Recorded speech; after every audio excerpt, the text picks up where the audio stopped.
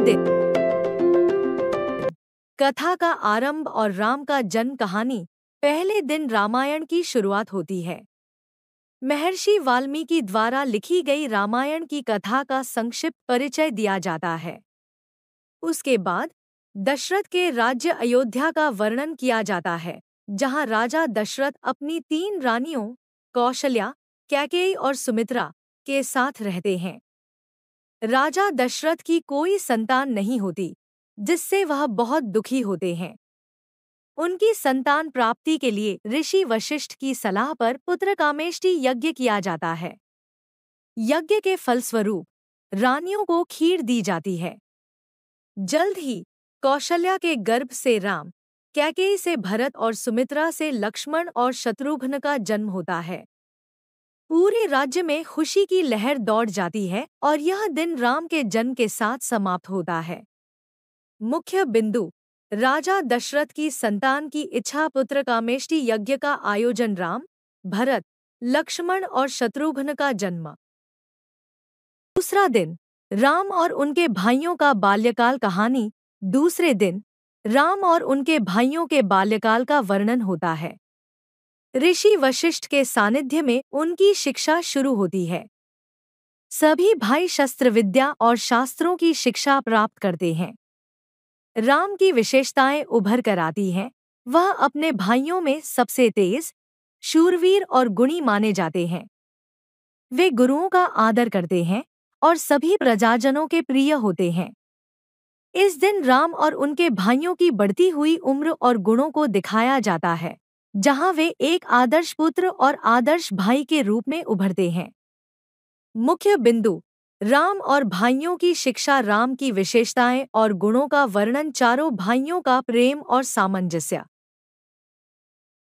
तीसरा दिन विश्वामित्र का आगमन और ताड़का वध कहानी। तीसरे दिन अयोध्या में ऋषि विश्वामित्र का आगमन होता है। वह राजा दशरथ से राम और लक्ष्मण को अपने साथ जंगल में लेकर जाने का अनुरोध करते हैं, ताकि वे राक्षसी ताड़का का वध कर सकें, जो वनवासियों और ऋषियों को परेशान कर रही है। दशरथ पहले अनिच्छुक होते हैं, लेकिन विश्वामित्र की बात मानकर राम और लक्ष्मण को उनके साथ भेजते हैं। राम और लक्ष्मण विश्वामित्र के साथ दंडकारण्य के जंगल में जाते हैं। वहां ताड़का का आतंक फैला हुआ है। राम ताड़का का सामना करते हैं और एक शक्तिशाली बाण से उसका वध कर देते हैं। यह दिन राम की वीरता और धर्म की रक्षा के संकल्प को दिखाता है। मुख्य बिंदु: ऋषि विश्वामित्र का अयोध्या आगमन, राम और लक्ष्मण का वनगमन, ताड़का वध और राम की वीरता का प्रदर्शन। चौथा दिन सीता स्वयंवर और राम सीता विवाह कहानी। चौथे दिन का विवरण जनकपुर की ओर बढ़ता है, जहां मिथिला के राजा जनक अपनी पुत्री सीता के स्वयंवर का आयोजन करते हैं। स्वयंवर में शर्त होती है कि जो भी राजकुमार शिवजी के धनुष को उठाकर उसकी प्रत्यंचा चढ़ा सकेगा, वही सीता से विवाह कर सकेगा। कई राजकुमार प्रयास करते हैं, लेकिन असफल रहते हैं।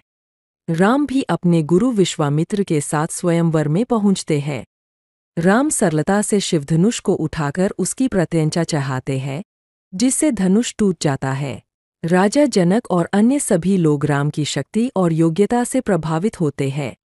सीता राम को वरमाला पहनाती है और दोनों का विवाह धूमधाम से होता है। मुख्य बिंदु: सीता स्वयंवर की घोषणा, राम द्वारा शिवधनुष को तोड़ना, राम और सीता का विवाह।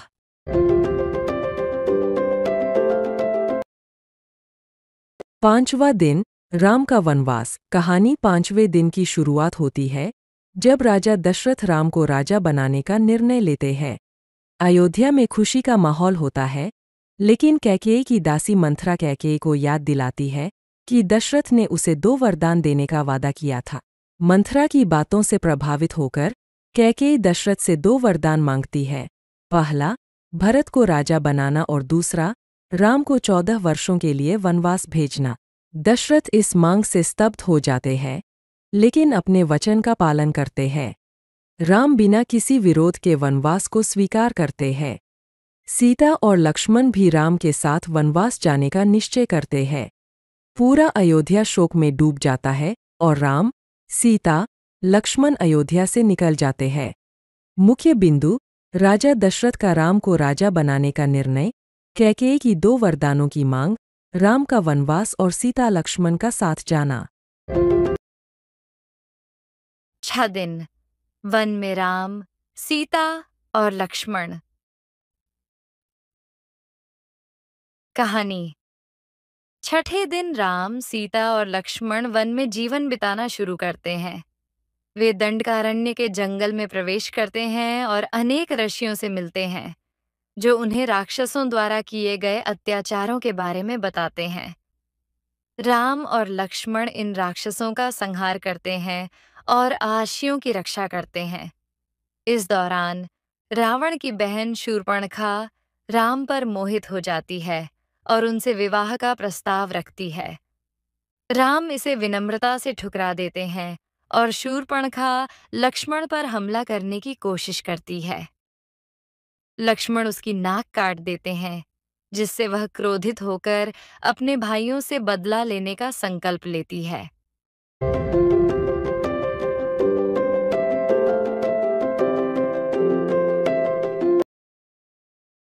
सातवां दिन सीता हरण।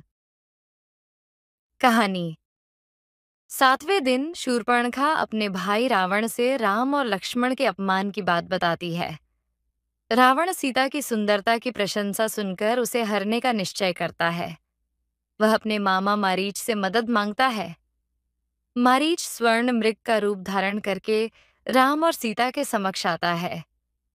सीता स्वर्ण मृग को देखकर मोहित हो जाती है और राम से उसे पकड़ने का आग्रह करती है।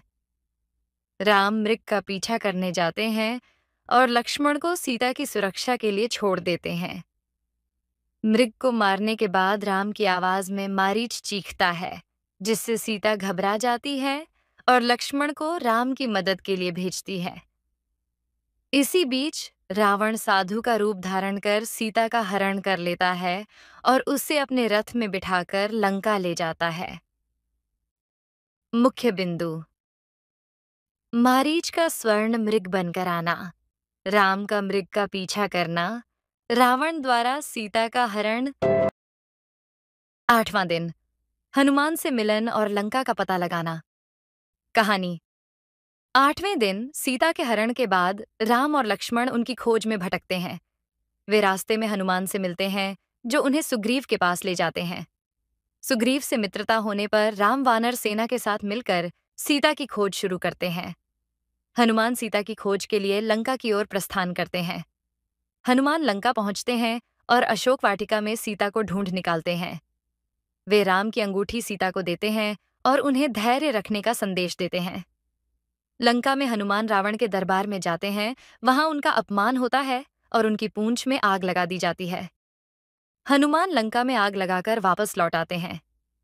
मुख्य बिंदु: हनुमान से मिलन और सुग्रीव से मित्रता, हनुमान का लंका जाना, अशोक वाटिका में सीता का पता लगाना और लंका दहन। 9वां दिन राम रावण युद्ध की तैयारी।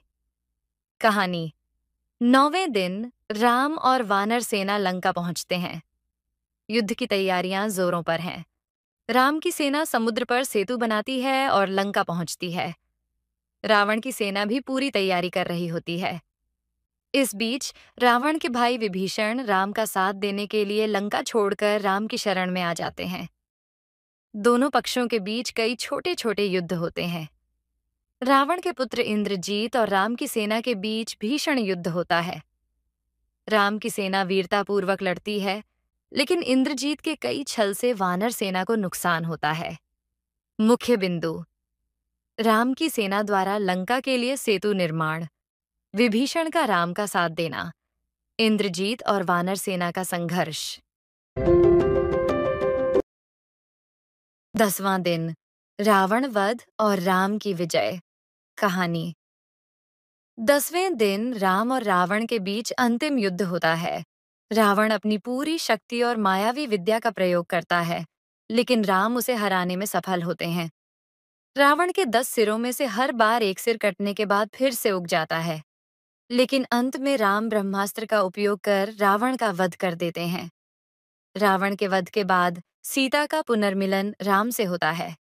राम, लक्ष्मण, सीता और हनुमान के साथ अयोध्या वापस लौटते हैं, जहां उनका भव्य स्वागत होता है। राम का राज्याभिषेक होता है और अयोध्या में राम राज्य की स्थापना होती है।